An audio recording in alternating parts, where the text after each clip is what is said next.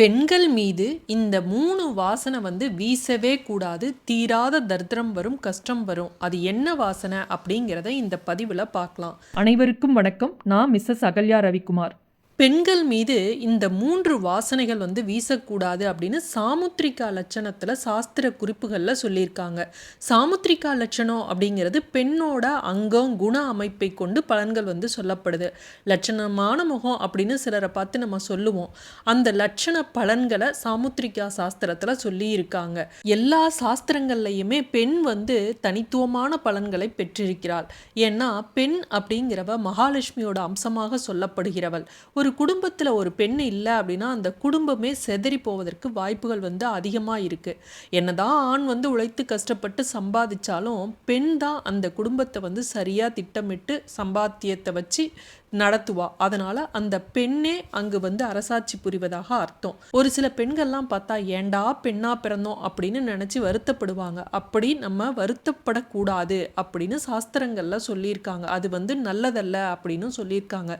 கர்ம அடிப்படையில் நம்மளுடைய வினைகளை அனுபவிச்சு தான் ஆகணும்.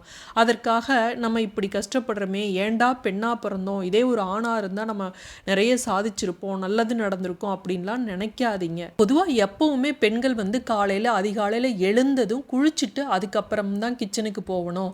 அந்த கிச்சனில் சமையலறையில் அக்னி பகவானும் அன்னபூரணியும் வாசம் செய்கின்ற இடம் அப்படின்னு சொல்லுவாங்க முன்னோர்கள். நீங்கள் கேள்விப்பட்டிருப்பீங்க, நான் கூட ஏற்கனவே பல பதிவுகளில் சொல்லியிருக்கேன். ஆனால் இப்போ இருக்க சூழ்நிலையில் அதெல்லாம் கடைபிடிக்கிறது அப்படிங்கிறது ரொம்ப கஷ்டம்.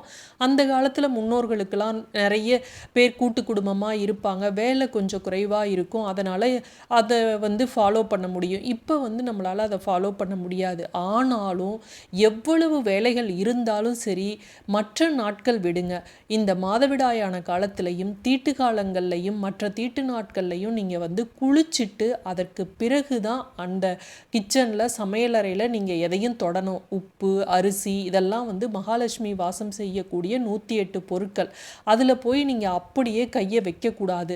மாதவிடாய் காலங்களில் என்னதான் நீங்கள் அப்படியே தலையில் தண்ணியை தெளிச்சுட்டு முகம் கழுவிக்கிட்டு கை கால் அலம்பிட்டு நீங்கள் போய் தொட்டாலும் அது மிகப்பெரிய பாவம். அந்த செயலை செய்யாதீங்க. அதனால் குளிச்சுட்டு அந்த சமயத்தில் மட்டும் இது மாதிரி இருக்க நாட்களில் தொடுங்க. அதே போல் ஒரு பெண்ணானவள் எப்படி இருக்கணும் அப்படின்னு சாஸ்திரங்களில் நிறைய குறிப்புகள் சொல்லியிருக்காங்க. வீட்டுக்கு யாராவது வர்றாங்க அப்படின்னா அவங்களுக்கு முதல்ல நம்ம தண்ணி கொடுக்கணும். அதே ஒரு பெண் வர்றா, ஒரு சுமங்கலி பெண் நம்ம வீட்டுக்கு வர்றாங்க அப்படின்னா அவங்களுக்கு மங்கள பொருட்கள் ஏதாவது கொடுத்து அனுப்பணும். அப்படின்னா லக்ஷ்மியோட ஆசீர்வாதம் நமக்கு கிடைக்கும்.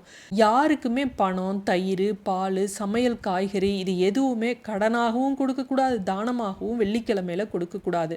அதே போல் வெள்ளிக்கிழமையில பொழுது இறங்கி நம்ம எதையும் அடுப்பில் வச்சு வறுக்கக்கூடாது, புடைக்கக்கூடாது. பொதுவாக பார்த்தீங்கன்னா வெள்ளிக்கிழமையிலேயே வறுக்கக்கூடாதும்பாங்க. அதெல்லாம் நம்மளால் ரொம்ப ஃபாலோ பண்ண முடியாட்டியும் ஈவினிங் விளக்கேற்றினதுக்கு அப்புறமா நீங்கள் வறுக்கிறது, அரிசி புடைக்கிறது, அதே போல் வெண்ணெயை காய்ச்சி நெய்யாக்குறது இதெல்லாம் செய்யக்கூடாது. வெள்ளிக்கிழமையில எந்த நேரமாக இருந்தாலும் சரி வெண்ணெயை உருக்கி நெய்யாக்காதீங்க. விளக்கு வச்சப்புறம் குப்பையை வெளியே கொட்டுறது, தலையில் பேன் பார்க்கறது இதெல்லாம் செய்யாதீங்க. சுமங்கலி பெண்கள் வந்தாங்க அப்படின்னா அவங்களுக்கு குங்குமம் கொடுக்குறீங்க அப்படின்னா அதற்கு முன்னர் நம்ம கொஞ்சோண்டு நெத்தியில் வச்சுக்கிட்டு அதற்கு பிறகு தான் அந்த குங்குமத்தையே கொடுக்கணும். வீட்டில் இருக்க பெண்கள் எப்பவும் நல்ல எண்ணங்களை மனதில் விதைத்து நம்ம தன்னம்பிக்கையோடு செயல்படுங்க. என்ன கஷ்டம் வந்தாலும் சரி நம்மளால் ஜெயிக்க முடியும், நம்ம குடும்பத்துக்கு நல்லது நடக்கும் அப்படிங்கிற எண்ணங்களை மட்டும் மனதில் வச்சிங்க அப்படின்னா போதும், அந்த குடும்பம் நல்ல நிலைமைக்கு வரும். பெண்கள் மீது துர்நாற்றம் வீசக்கூடாது அப்படின்னு சாஸ்திரங்களில் சொல்லியிருக்காங்க. ஒரு சில வீட்டிலலாம் பார்த்தீங்கன்னா பெண்கள் ஒரு சில நாட்களில் குளிக்கிறதையே விட்டுறாங்க. சரி நாளைக்கு குளிச்சுக்கலாம் போ, இன்னைக்கு நேரமே போயிடுச்சு அப்படின்னலாம் இருக்கக்கூடிய பெண்கள்லாம் இருக்காங்க.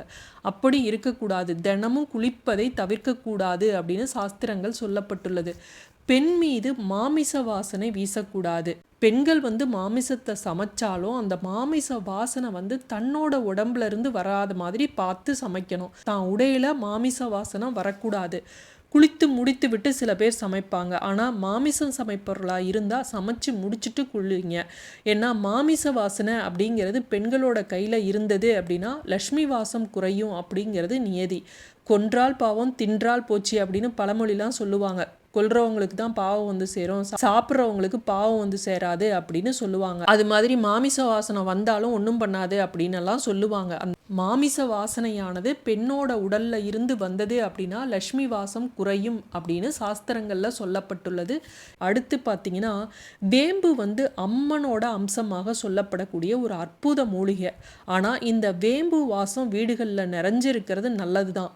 ஆனால் பெண்ணோட உடல்ல இருந்து வேம்பு வாசனம் வரக்கூடாது அப்படின்னு சாமுத்திரிகா லட்சணத்துல சொல்லப்பட்டுள்ளது. வேம்பு வாசம் வீசக்கூடிய பெண்கள்கிட்ட குல விருத்தி தடைபடும் அப்படின்னு சொல்லப்பட்டுள்ளது. தெய்வீக வாசம் அப்படின்னாலும் இது பெண்ணின் உடலிலிருந்து வீசக்கூடாது அப்படின்னு சொல்லியிருக்காங்க. கற்றாழைங்கிறதும் தெய்வீக அம்சம் பொருந்திய ஒரு மூலிகை செடி.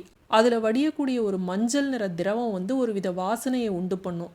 இதை வந்து அதனால தான் நல்லா கழுவிட்டு சுத்தம் பண்ணி அதுக்கப்புறம் பயன்படுத்தணும்பாங்க. இந்த வாசனை பெண்ணோட உடல்ல இருந்து வரக்கூடாது அப்படின்னு சாமுத்திரிகா லட்சணத்தில் சொல்லப்பட்டுள்ளது.